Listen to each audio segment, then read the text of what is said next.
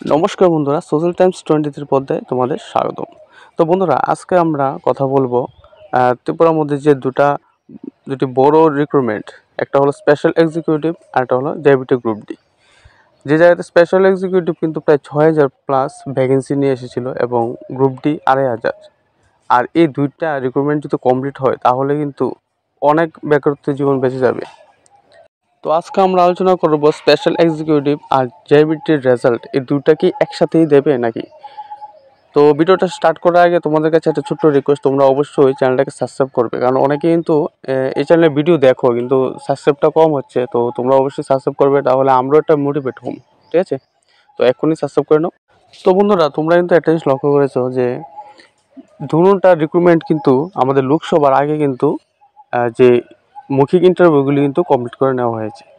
যাতে 19 জানুয়ারি 2024 গ্রুপ ডির ইন্টারভিউ শেষ হয়েছিল এবং ফেব্রুয়ারিতে ঠিক পরের মাসের মধ্যেই কিন্তু খুব তড়িঘড়িতে স্পেশাল এক্সিকিউটিভেরটাও কিন্তু কমপ্লিট হয়ে গিয়েছিল। তো আমরা যতটুকু সোর্স পেয়েছি, যতটুকু এটা নিয়ে ডিসকাশন করেছি অনেক অনেক মানুষের সঙ্গেই, ঠিক আছে, তো আমরা একটা জিনিস বুঝতে পারলাম যে লোকসভার রেজাল্টের পরে কিন্তু এই দুটোটা রিক্রুটমেন্টই কমপ্লিট হয়ে যাওয়ার চান্স খুবই হাই। ঠিক আছে, স্পেশাল এক্সিকিউটিভ যেখানে 6,000 পোস্ট রয়েছে, যেটা কিন্তু প্রায় আজকে 2-3 বছর কিন্তু রানিং। ঠিক আছে, জেআইবিটি তো ঠিক আছে আরও বেশি একটা সময়, কিন্তু সেম ওয়ে কিন্তু, কারণ এই সরকার আসার পরে কিন্তু এই যে স্পেশাল এক্সিকিউটিভের যে কথাটা তারা বলেছিল, এটা বিধানসভার আগে কিন্তু বলেছিল, 2023-এর বিধানসভার আগে। ঠিক আছে, তো এটা কিন্তু অনেক বেকাররা কিন্তু সরকারের সঙ্গে অনেক রেশ বিরোষ করছে। তো এটা কিন্তু তাদেরকে দিতেই হবে। ঠিক আছে, এটা নিয়ে কিন্তু আর পিছু পা করলে কিন্তু হবে না। তো সেই হিসাবে এই রেজাল্টটা কিন্তু লোকসভা ইলেকশনের পরে দিয়ে দিতে পারে। আর আমি আরেকটা কথা বলেছিলাম যে গ্রুপ ডি রেজাল্টও কিন্তু লোকসভার ইলেকশনের পরেই দেওয়ার চান্স। এখন তোমরা যদি এটা কোনো প্রোটেস্ট করো, আন্দোলন করো, হ্যাঁ, এটা করে দেখতে পারো। যদি সাকসেসফুল হও অনেকটা ভালো কথা, আর আশা করি তোমরা সাকসেসফুল হবে। ঠিক আছে, একদম এটা ঠিক যে কোনো কিছুই তো আমরা দেখছি যে বিনা আন্দোলন তো কোনো কিছুই হচ্ছে না। ঠিক আছে, সব কিছুর মধ্যে একটা আন্দোলন জড়িয়ে যাচ্ছে, তারপরই একটা ডিসিশন নেওয়া হচ্ছে।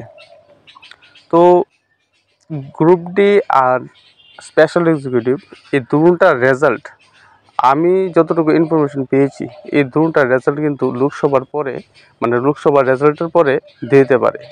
ঠিক আছে, একসঙ্গে বলতে কি একদিনে তো আর দুটা দেবে না, হয়তো আজকে গ্রুপ ডিটা দেবে, এর 10 দিনের পরেই কিন্তু স্পেশাল এক্সিকিউটিভটা দিয়ে দেবে।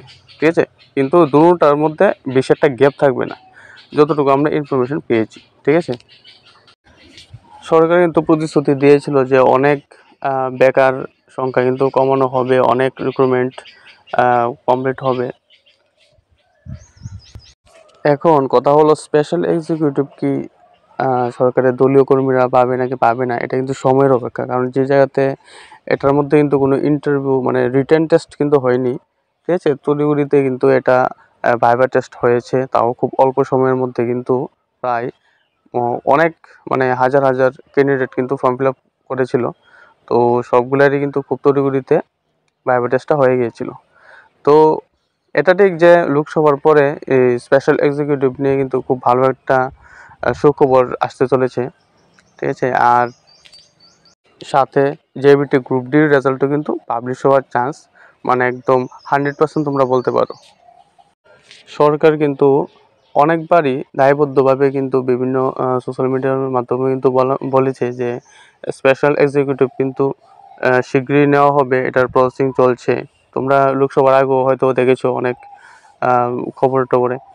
তো এটা নিয়ে তোমরা এত টেনশন করতে হবে না, যারা special executive form fill up করেছো। ঠিক আছে, তো তোমরা একটু কিছুদিন ওয়েট করো, অ্যাটলিস্ট জুন মাসের 10 তারিখে অবধি একটু ওয়েট করো। 10 তারিখের পরে দেখো কি হয়। আশা করি এটা নেক্সট যে আমরা আপকামিং ইলেকশন আসছে, বিশেষ করে পঞ্চায়েত ইলেকশনের আগে কিন্তু এই স্পেশাল এক্সিকিউটিভের কিন্তু মেরিট লিস্টটা আউট হয়ে যাওয়ার চান্স। যেহেতু স্পেশাল এক্সিকিউটিভের মধ্যে 6,000-এর বেশি পোস্ট রয়েছে, সেই কারণে দলীয় কর্মীরা থেকে ধরে সাধারণ যে বেকার সমাজ রয়েছে তারা কিন্তু বারংবার কিন্তু সরকারের উপর প্রশ্ন ছুড়ে দিচ্ছে যে এটা এত ডিলে হচ্ছে কেন? ঠিক আছে? তো অনেক কিন্তু চাপ সৃষ্টি করছে, কন্টিনিউ চাপ সৃষ্টি করছে। তো এটা কিন্তু খুব দ্রুতই রিক্রুটমেন্টটা কমপ্লিট হয়ে যাবে।